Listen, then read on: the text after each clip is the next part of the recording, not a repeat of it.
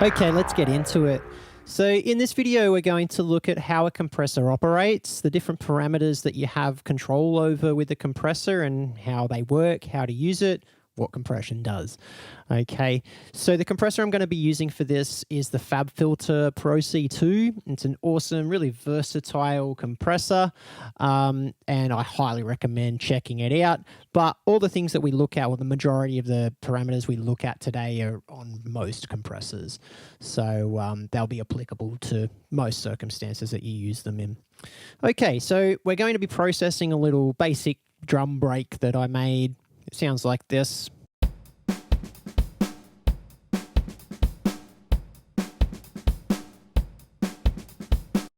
Nothing too fancy, nothing too busy, just a nice simple break to see what the compression does. Okay, so let's take a look. So first thing we're going to look at is the threshold. The threshold, what that does is that's the level that your compression is going to start taking place. Okay, so as you can see over here, my peaks are hitting about minus 9.2. So I need to have a threshold at that or below that for any compression to actually take place. If I have that threshold set anywhere between 0 and minus 9.2, it's not going to do anything. So I need to push that below that level, and then the compression is going to start happening. But it's not going to do anything until I start messing with the ratio. Okay, I'll talk about that in just a sec. Now with Pro C2, you can check out the input gain. So this is the amount of level going into the compressor. GC is the gain change, I believe that stands for, but most compressors it'll be gain reduction.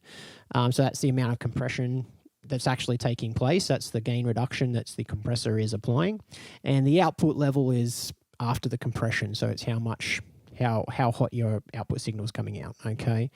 So we need to take all of these into account when doing compression. So let's have a look. So as I increase this ratio and pull the threshold down, we're going to see this red gain change here start to actually do something. So just watch.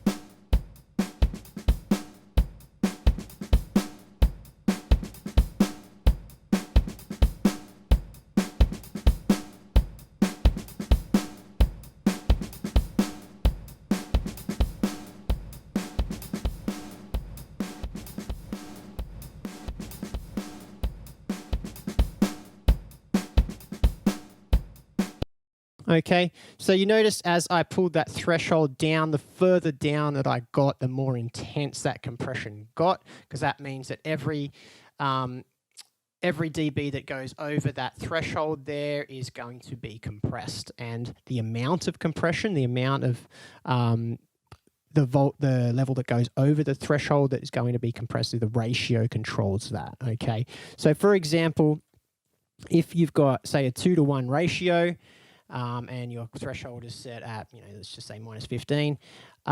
Every 2 decibels that goes over that minus 15 dB is going to output 1 decibel. Okay, for every 2 that go over that threshold. So for example, if your material that goes into the compressor goes 4 dB over minus 15, then it's going to only spit out 2 dB. Okay, so it's going to apply 2 dB of gain reduction there, all right? So same as if the ratio is at 5-to-1, there's going to be more compression. So for every 5 decibels that go over the threshold, it's only going to output 1 decibel. So if you've got 10 dB over the threshold, it's only going to output 2. So you've got essentially 8 dB of gain reduction there. All right, I hope that makes sense.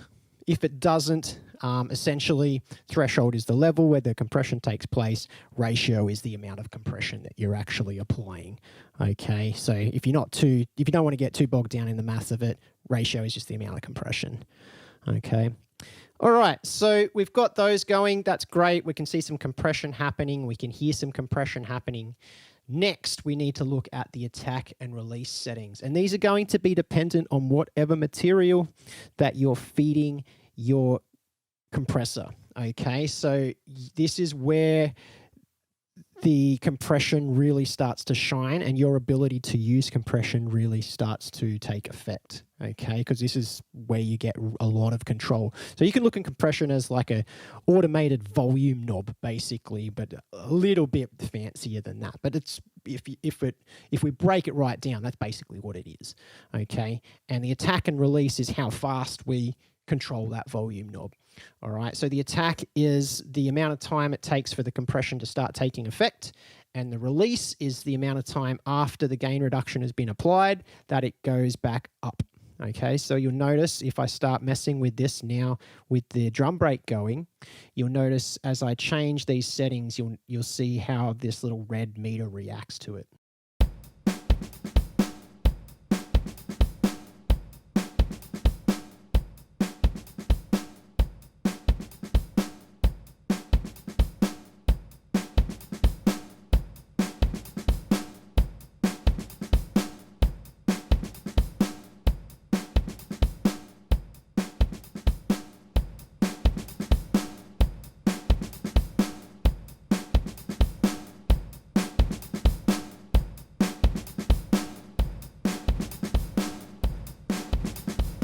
And I can really exaggerate it. If I pull that threshold right down, you'll really hear what these attack and release do.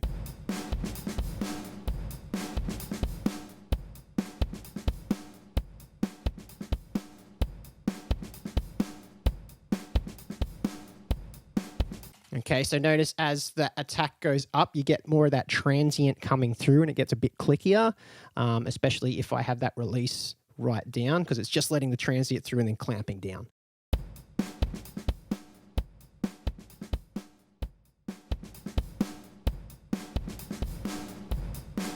And if I go to a faster attack time, it's not even really letting that transient through, so it's squashing it right away.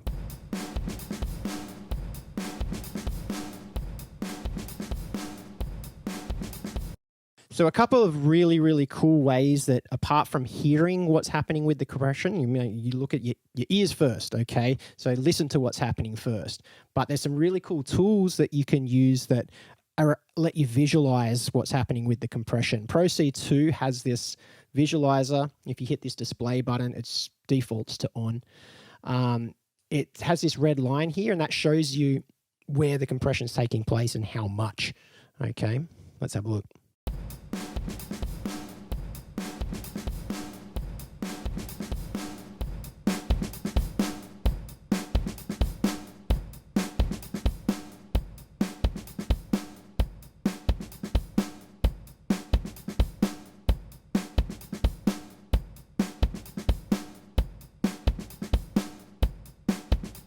Okay, so the red line is the amount of compression and the white line is our drum brake, the visualization of that coming in. So you can see it's compressing on those peaks harder than it is between them, okay?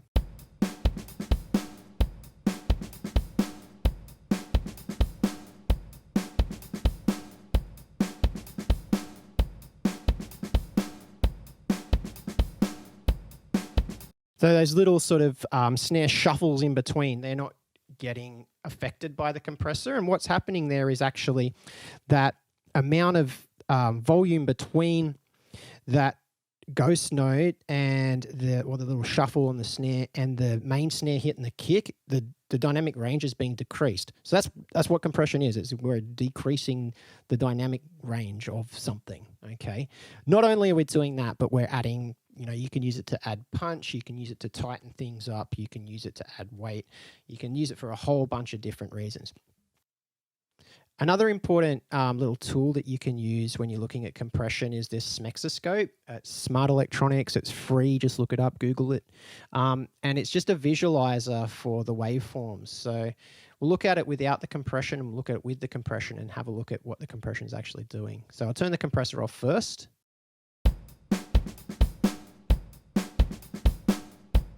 So there's my drum brake.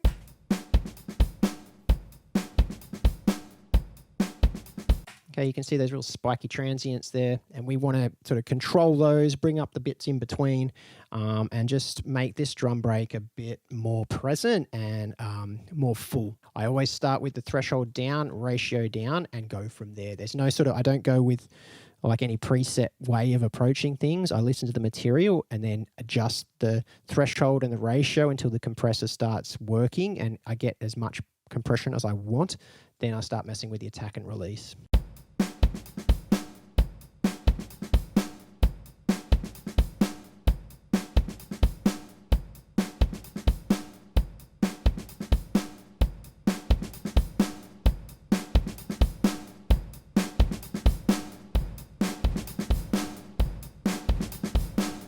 Notice how when I went down then, the transients started to slip away.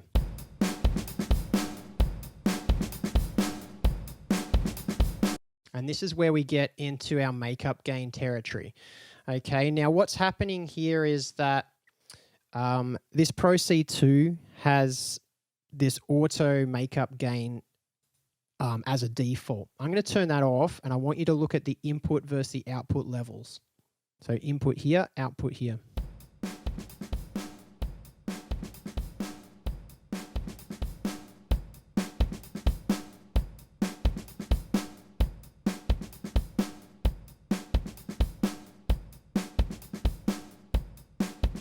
Okay, so notice depending on where I've got it, that output level is changing based on the way I've got the compressor set. So you want to basically always be matching the input with the output. You don't want the compressor to make things quieter, and you don't want particularly the compressor to make your material louder, because if you have the compressor in there and you're fiddling around and the output is louder than the input, you're going to instantly think it's better because you turn something up and your brain just goes, processes and just goes, well, I think that sounds better because it's louder. And that's not necessarily the case. You might not even be hearing what the compressor's doing. So it's really important to be matching your input gain and output gain by adjusting this. Okay, so you can adjust your wet gain here to match the level. So let's start doing that.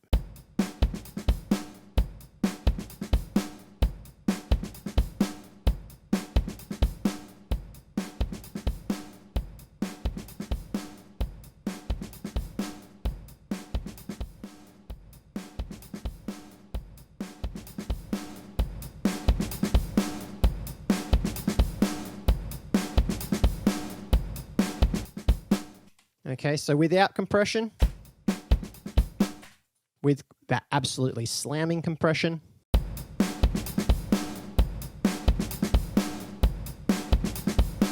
and let's just adjust it back for a bit more subtle. We need to bring that output gain back down.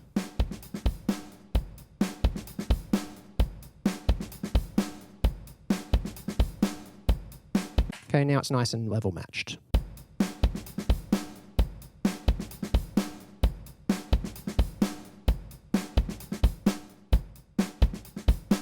Okay, so what the compression's doing there is it's sort of adding a bit more punch. It's pulling up the tails of those, the drum hits there, and just that sort of air in between. It's pulling that up a bit, making that a bit more present.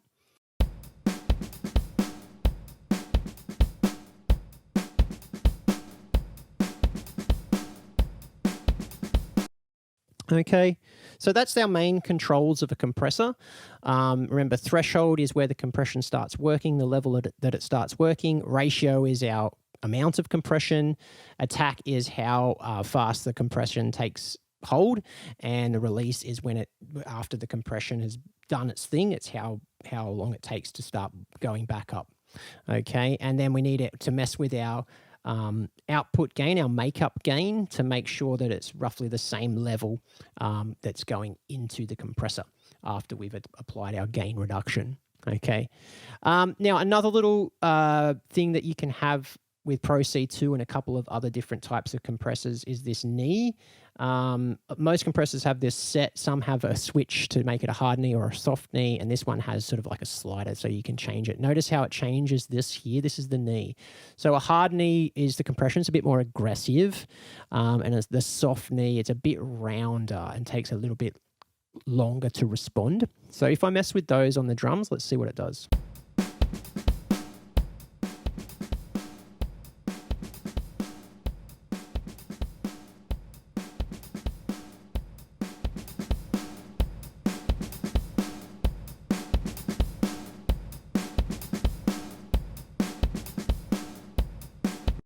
it's really subtle, but it's a little bit like rounder here.